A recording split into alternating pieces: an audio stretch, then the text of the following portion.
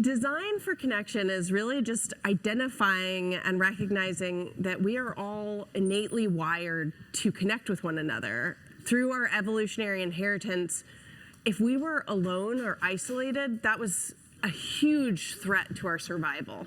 And so we are hardwired for social connection. However, when we look at it, we choose to drive in cars alone, to work out on treadmills with our ear pods in, and to go to office parks that have nothing to do with what it feels like to be in a park. But there is another option. Design has tailored all of those decisions to force them upon you. But we could also design for connection. We could design to have transit hubs that feel like playgrounds. We could design to knit together our communities so that we are all interdependent the way that we are wired to. And so for me, design for connection is really about tapping into that and designing accordingly.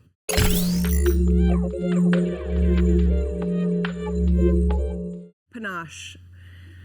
So in 2019, I'm an architect, researcher, and I was a new mom. And in 2019, I was really struggling with loneliness, isolation, and what I found was that my neighborhood just lifted me out of that, and in ways that I struggled to understand. So, like any good nerd, I went to the scientific literature, where my nerds at, yep. Whoop, whoop. And what I found there, reading hundreds of different articles, was this 6-part framework that I developed called Panache, or something special. And really, if we have the P, that starts with a sense of place. So when we think of, the place that is of and by those people. The A is really about accessibility. So yes, this includes ADA and wheelchair accessibility and all of that, but it's so much more than that. It's about psychological and physical safety and the ability to access the space for all people. The N is about nature, really tapping into the way that nature helps to regulate our nervous system. For anyone that's been outside in nature or on this beautiful trip, it's really about that and how that allows us to be more open to connection. The next A is about activation. So yes, there's some amazing activations that you can plan in space, but a lot of spaces just help to foster activation, and others really make that very difficult. And C is for choice. So anyone that's designing anything from packaging to instrumentation to physical places, choice is essential. We as human beings want control. We want to be able to adapt the space to our own needs throughout the day, throughout the rhythms of our lives. And then the last is H with a little e, which is human scale. And so human scale is this very hard to define thing that taps into our need to feel comfort. And so if you think of the way that umbrella kind of instantly has the same feeling of a tree canopy. You have your back to the tree, you see out, so you have what's called prospect and refuge. So you have refuge underneath the tree, but you can see out.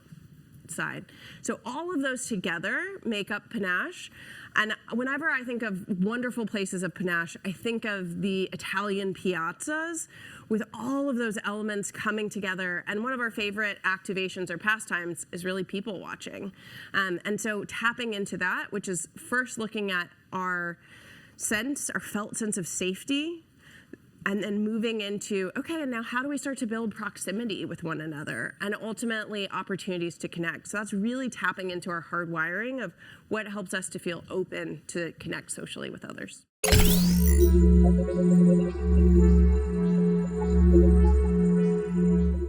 Human evolution most definitely informs how we design, or how we should design, right? So a lot of times what I've seen is people ignoring that. What we understand is that we evolved in a place, a very specific place, where the ripple of light coming through the trees meant something different than a loud roar behind us, right? So each one of those is wiring us differently. And when we think of something like the roots of environmental psychology are really rooted in what's called mouse models. So for anyone that's familiar with the research industry, they used to have mice that were just in plain white boxes because they didn't want to affect the mice. I mean, can you imagine? It's sterile, it's empty, it's nothing. And then they started to look at what they called enriched environments. And what they found is not only that of course impacted the behavior, but that also impacted the way that the dendrites in their brains, which are essentially, tree branches, grew. So our brains change in adaptation to our environments. That includes how we think, feel, and behave.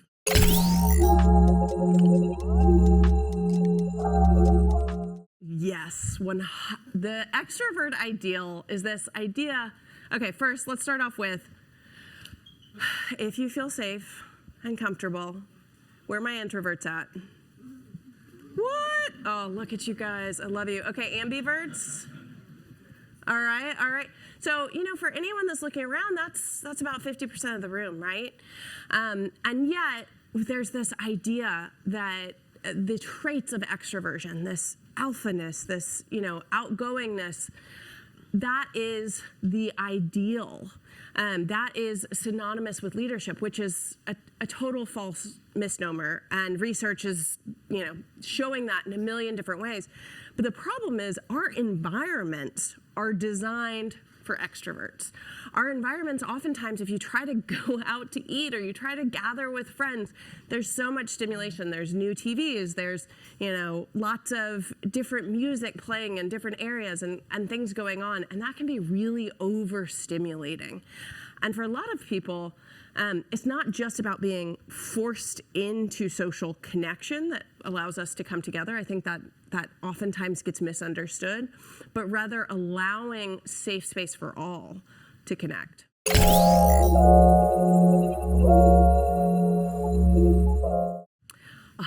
Design is critical to helping us to feel safe. If you think about it, we spend 90% of our lives indoors. That's huge.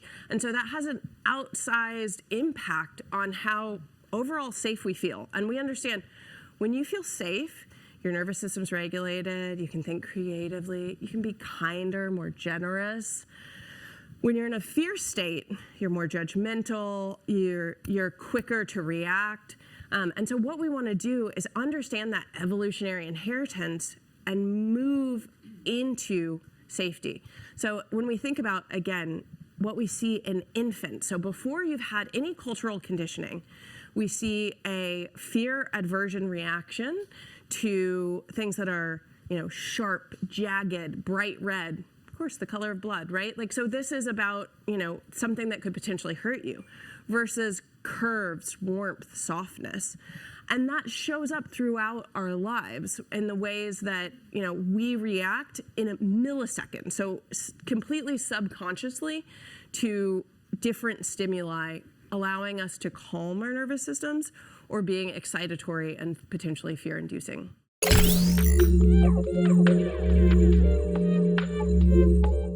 Yeah, we see so many glossy images of architecture.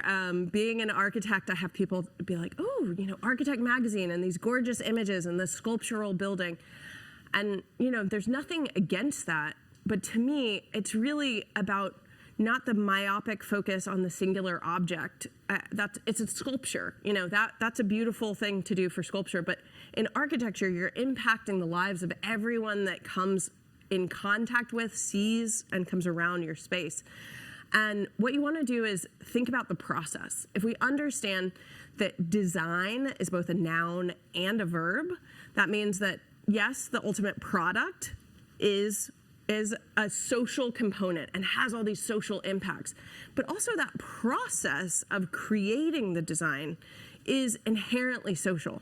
And yet a lot of times we ignore that and we just sort of checklist it or focus myopically on, what was asked for, how do I provide that program, versus asking bigger questions and tapping into that placemaking attribute of saying, who are you? What is your history? What do you need? Like, what are the goals and values that you hope this space embodies?